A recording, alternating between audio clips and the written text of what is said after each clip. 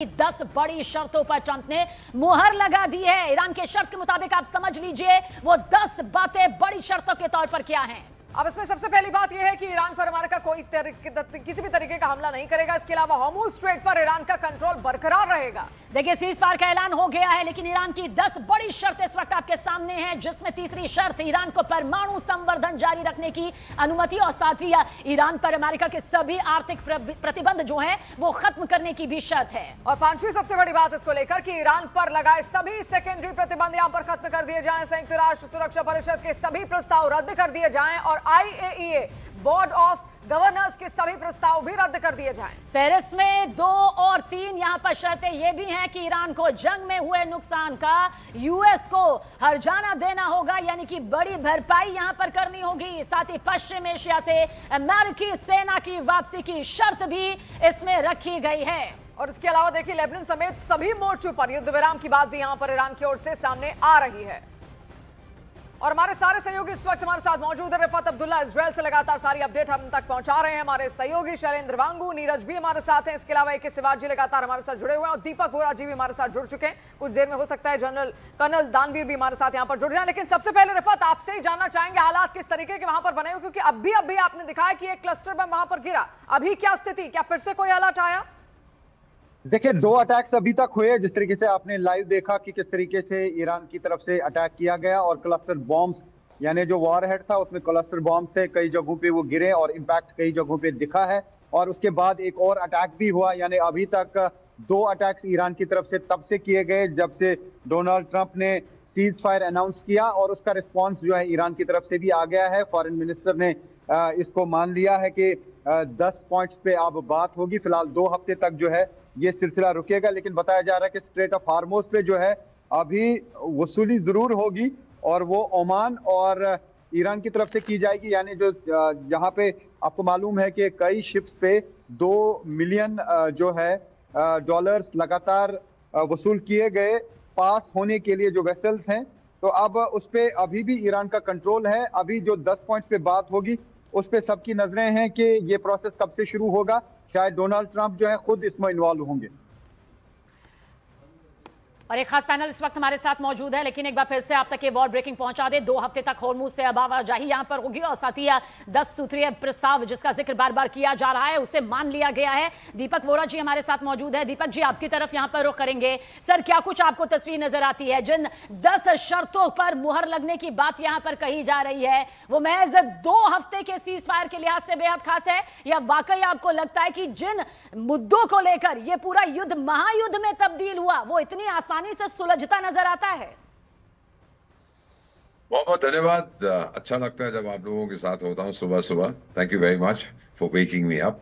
Donald Trump साहब को कहिए अगली बार जंग करेगा तो ऐसे टाइम पे करे जब भारत में दिन हो और अमेरिका में रात हो, ताकि हम लोग आराम से इसको डिस्कस कर सकें। मेरा मानना ये है कि ये जो टेम्पररी सीज फायर की आप बात करें, ये कॉम्प्रोमाइज है, टेम्पररी कॉम्प्रोमाइज। इसका कोई लॉन्ग टर्म मीनिंग नहीं है। हाँ, ट्रंप साहब ने धन्यवाद दिया है जिहादिस्तान के प्रधानमंत्री को और वहाँ के खेती मार्शल को, और अब शायद ट्रंप साहब ऐलान कर देंगे अब मुझे तो नोबेल प्राइज मिलना ही चाहिए क्योंकि मैंने ही हमला किया था और मैंने ही हमले को रोकने का फैसला कर दिया है।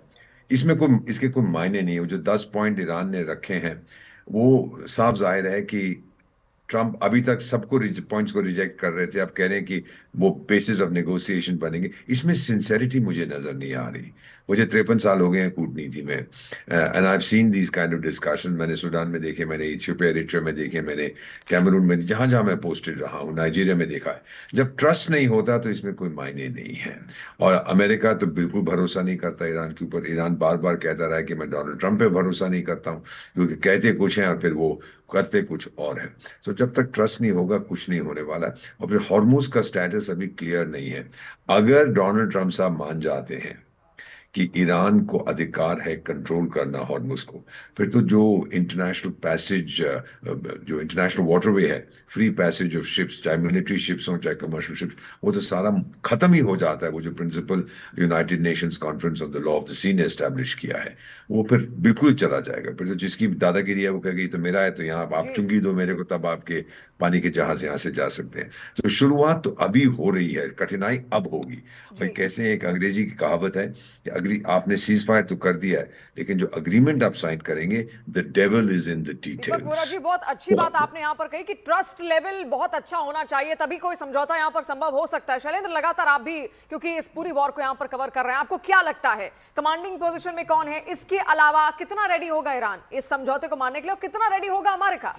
देखिए, जैसे हमारे अभी गेस्ट दीपक जी बता रहे थे कि फिलहाल जो ट्रस्ट है उसकी कमी अभी भी बनी हुई है, और ऐसे में जो शर्तें रखी गई दोनों तरफ से, अमेरिका की तरफ से 15 सूत्री और ईरान की तरफ से 10 सूत्री, अब उस पर बातचीत होगी कि किन किन शर्तों पर अमेरिका तैयार होता है और किन किन शर्तों पर ईरान तैयार होता है। तो जाहिर तौर पर जो इतने लंबे समय से चली आ रही जो दुश्मनी है वो इसे खत्म नहीं हो जाती है, लेकिन ये जरूर है कि ये वॉर में एक पॉज तो जरूर आया है, राहत पूरे दुनिया के लिए है, लेकिन अब ये बातचीत कैसे आगे बढ़ती है, क्योंकि प्रेशर अमेरिका पर भी था, प्रेशर ईरान पर भी था, तमाम देशों का, ताकि इस वॉर को एक मोड़ पे लाके कम से कम रोक दिया जाए, ताकि बातचीत के जरिए मसले हल हो सकें। इसी बीच अब पाकिस्तान कहीं ना कहीं तस्वीर में सामने आ रहा है, लेकिन सवाल ये भी खड़े हो रहे हैं कि जो पाकिस्तान का रोल फिलहाल इस पूरे मीडिएशन को लेकर है, क्या वो भी प्लांटेड है? क्योंकि जो पोस्ट शहबाज शरीफ की तरफ से किया गया, उस पर पहले जो ड्राफ्ट था माना जा रहा था कि वो कहीं और से ड्राफ्ट हुआ है और उन्होंने खाली पोस्ट किया है। तो ये एक बड़ा पहलू होगा, और साथ ही साथ जब अगली बातचीत होती है उससे अब चीज़ें क्लियर होंगी कि आखिर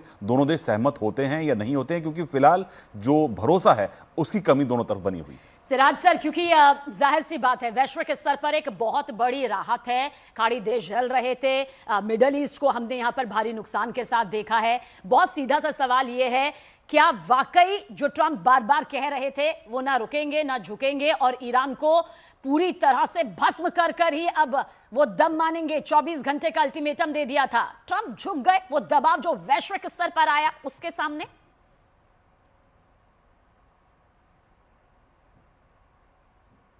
ये क्वेश्चन मेरे से पूछा? जी जी सिराज सर, आपसे।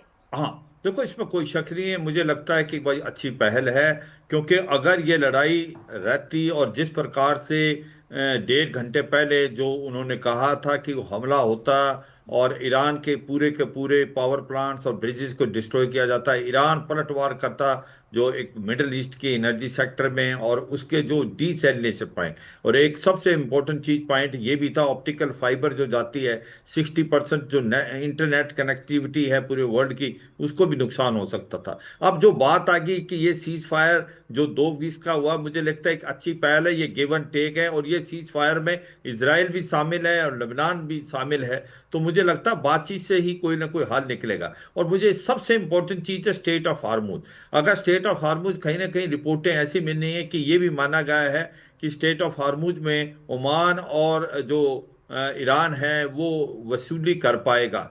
मुझे लगता है अगर ये चीज मान ली गई तो फिर पूरे वर्ल्ड का ये यूनिक्रॉस जिसको बोलते हैं United Nation convention for laws of sea, उसका क्या होगा? क्योंकि उसमें 1982 में ईरान ने साइन किया, रेटिफाई नहीं किया। हर देश जो इंटरनेशनल वाटर जो नजदीक पड़ता है उससे वसूली लेने स्टार्ट करेगा तो पूरे वर्ल्ड की इकोनॉमी डिगमगा जाएगी।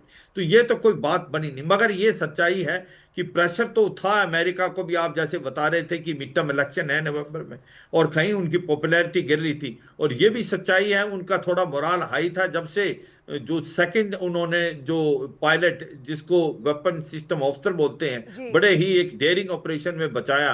तो लगता है अमेरिका चाहता है कि वन अप होके ही, क्योंकि अभी माहौल अच्छा है। 10 पॉइंट जो प्रपोजल दिए हैं वाकई उसमें कोई ज्यादा प्लाइंट को अमेरिका नहीं मानेगा। कुछ एक है मुझे लगता है जिस पे बातचीत सफल हो सकती है। एक तो इकोनॉमिक सैंक्शन वो एक फेजेज में हटा सकते हैं, दूसरा एनरिच यूरेनियम है वो बात मान सकते हैं कि सिविल पर्पज के लिए हो सकता है, और तीसरा ये भी मान सकते हैं कि जो आने वाले टाइम में कोई सिक्योरिटी गारंटी दी जाए कि ईरान पे हमला नहीं होगा। इसके अलावा बातचीत होगी, एक अच्छी पहल है, गिव एंड टेक है, ये किसी की जीत नहीं किसी की हार नहीं, ये पीस की जीत है। लेकिन इतनी आसान तरीके से बातचीत तो नहीं संभव है, क्योंकि ईरान मानने को तैयार ही नहीं होगा। उसमें बहुत ज्यादा अगर खतरा आ जाएगा तो शायद वो कहीं ना कहीं मानने को तैयार हो। और हालांकि अमेरिका इसको बहुत ज्यादा एस्केलेट इसलिए नहीं करना चाहता क्योंकि जैसे आपने भी कहा मिड टर्म इलेक्शंस वहां पर हैं, इसी वजह से। नीरज, आपसे समझना चाहेंगे क्योंकि कल तक बड़ी बातें ट्रंप यहां पर कर रहे थे कि पूरी सिविलाइजेशन को हम खत्म कर देंगे। आज अचानक से नरमी बरती जा चुकी है। 7 से 8 बार ऐसा हो चुका है कि डेडलाइन होर्मुज़ स्ट्रेट को लेकर वो बदल चुके हैं कि हम हमला नहीं करेंगे, हम कल करेंगे, हम परसों करेंगे, 10 दिन बाद करेंगे, और अब ये सीज फायर। तो क्या इसके पीछे कोई स्ट्रैटेजी आपको लग रही है?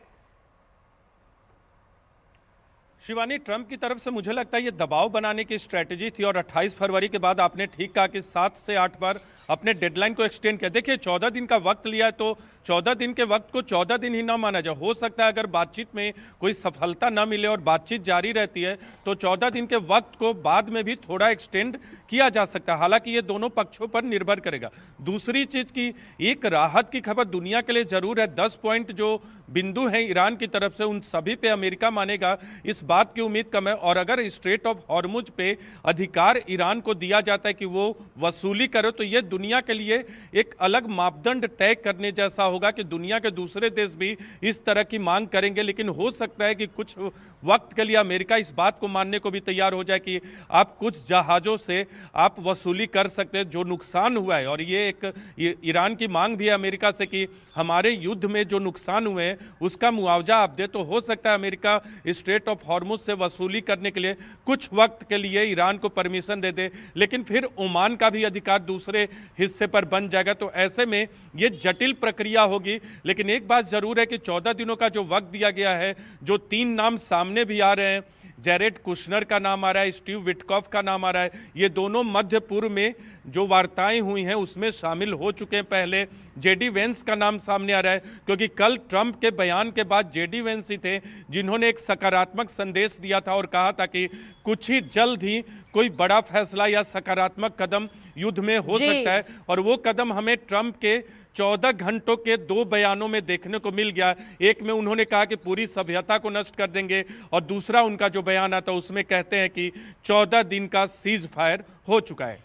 दीपक वोरा जी, क्योंकि वैसे तो शर्तों की एक लंबी फहरिस्त है, 2 हफ्ते का ये सीज फायर भी है, लेकिन अब तक लग रहा था कि ये तो एक बड़ी आर पार की लड़ाई है। बस अब आज भारतीय समय के अनुसार 5:30 बजे बहुत बड़ी तस्वीर नजर आएगी। हालांकि हर कोई यही चाहता है कि युद्ध पूर्ण विराम के साथ यहां पर सामने आए, लेकिन जिन शर्तों की एक लंबी फहरिस्त आप देख रहे हैं, हो सकता है कुछ पॉइंट पर मान भी जाए, लेकिन स्ट्रेट ऑफ हॉर्मुज पर अधिकार को लेकर, परमाणु संवर्धन पर पूर्ण अधिकार को लेकर, आपको लगता है कि ये वो पेंच है जिस पर युद्ध महायुद्ध से तब्दील हुआ इतनी आसानी से सुलझ जाएगा?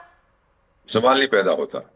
और अगर आप लोग हॉर्मुज पे मान लेते हैं कि ईरान और ओमान का कब्जा है तो फिर साउथ चाइना सी में वो फुदकेगा कि ये तो साउथ चाइना सी है, जो जहाज यहाँ से जाएगा मुझे भी पैसा दो। स्ट्रेट्स ऑफ मलाक्का में जो बैठे हैं वो बोले हम दो, हम कहेंगे ये तो इंडियन ओशन है, हमारा ओशन, हमको भी पैसे दो जो जहाज आता है। ये बहुत डेंजरस प्रेसिडेंट है अगर ट्रंप साहब इसको मान लेते हैं, और ट्रंप साहब के मानने से कुछ होने वाला नहीं है। आपने प्रेशर की बात की, बेटा मेरा मानना है ट्रंप के ऊपर डोमेस्टिक प्रेशर था, इंटरनेशनल प्रेशर तो ईरान के ऊपर था, क्योंकि स्ट्रेट्स ऑफ हॉर्मुज को ईरान ने बंद किया था, अमेरिका ने बंद नहीं किया था। वो जो ब्रिटिश फॉरेन सेक्रेटरी ने एक वर्चुअल मीट करवाई थी जिसमें हम भी मौजूद थे, ये फैसला किया गया था कि जो भी हो हॉर्मुज को खोलना है बाय एनी मीन्स।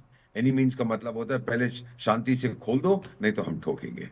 तो वो भी मेरा का इंटरनेशनल प्रेशर ईरान के ऊपर था। हम लोग फॉर एग्जांपल या ऑस्ट्रेलिया या साउथ कोरिया या जापान, भाई जंग आप दोनों के बीच में हो रही है तो मुझे क्यों आप इसमें पीस रहे हो, मेरा क्या लेना देना है इसके साथ। सो देयरफॉर ये डोमेस्टिक प्रेशर ट्रंप साहब पे हो सकता है, इंटरनेशनल प्रेशर क्लियरली ईरान के ऊपर था।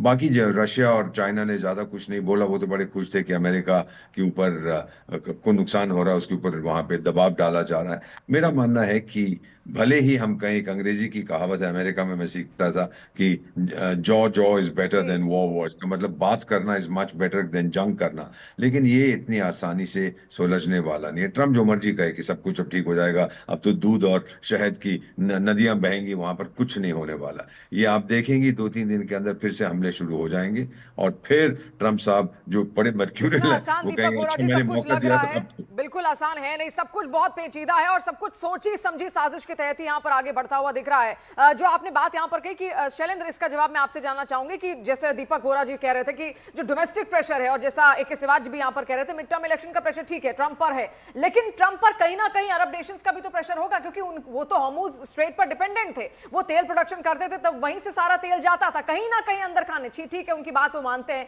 लेकिन अरब नेशंस ने कहीं ना कहीं तो बोला होगा ट्रंप को कि भाई आपकी वजह से हमारा जो तेल का व्यापार पा रहे हो प्रभावित हुआ है, तो खुलवाइए उसको। बिल्कुल शिवानी, देखिए जिस तरह से हमने पिछले दिनों जो बयान देखे हैं कि ट्रंप के बयान भी स्ट्रेट ऑफ होर्मुज को लेकर बदलते रहे हैं। पहले उन्होंने कहा कि हम चाहते हैं कि ये जल्द खुले, फिर कहा कि हमें फर्क नहीं पड़ता, जिसको जहां से तेल लेना गो गेट योर ओन ऑयल। बाद में उन्होंने कहा, गाली देकर कहा ईरान को कि you should open it immediately.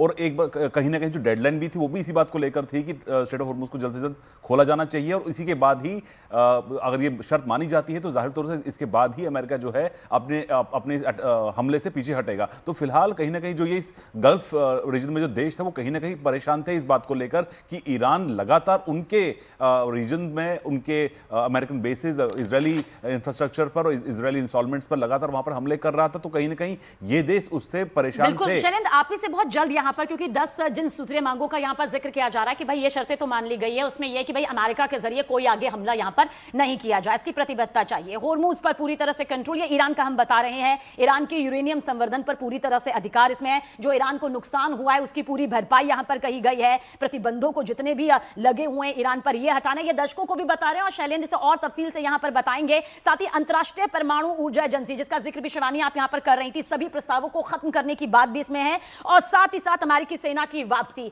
ये वो 10 शर्तें हैं बहुत अहम। आपको लगता है कि 10 पर ये मुहर लग सकती है वाकई? बिल्कुल नहीं, बिल्कुल नहीं। देखिए ये अब जब मुलाकात होगी इस्लामाबाद में तो जाहिर तौर पर इसमें नेगोशिएशंस होंगी, यानी बातचीत होगी, और अगर ये बातचीत कामयाब होती है तभी ये सीजफायर आगे एक्सटेंड भी किया जा सकता है। देखिए फिलहाल सीजफायर है और सीजफायर को लेकर ईरान कहता आ रहा है कि वो सीजफायर तक सहमत नहीं है, जंग पूरी तरह खत्म होनी चाहिए। तो ऐसे में सीजफायर को एक्सटेंड करने का ऑप्शन जरूर हो सकता है, लेकिन फिलहाल जंग खत्म नहीं हुई है। तो ऐसे में शर्तों को लेकर चर्चा की जाएगी, किस हद तक दोनों झुकने को तैयार होते हैं, क्योंकि अब तक हम देख पा रहे थे कि जब से ये 28 फरवरी को युद्ध शुरू हुआ है तब से दोनों पक्ष जो हैं वो झुकने को तैयार नहीं हुए हैं। तो जाहिर तौर से अब देखना यह होगा कि बातचीत के जरिए जो तमाम शर्तें रखी गई है ईरान की तरफ से, क्या उसको, और सबसे बड़ी शर्त यह है कि स्ट्रेट ऑफ होर्मुज पर ईरान और ओमान का कब्जा रहेगा, ये क्या शर्त मानेगा, क्योंकि इसको लेकर अभी से अमेरिका में सवाल खड़े होने शुरू हो चुके हैं।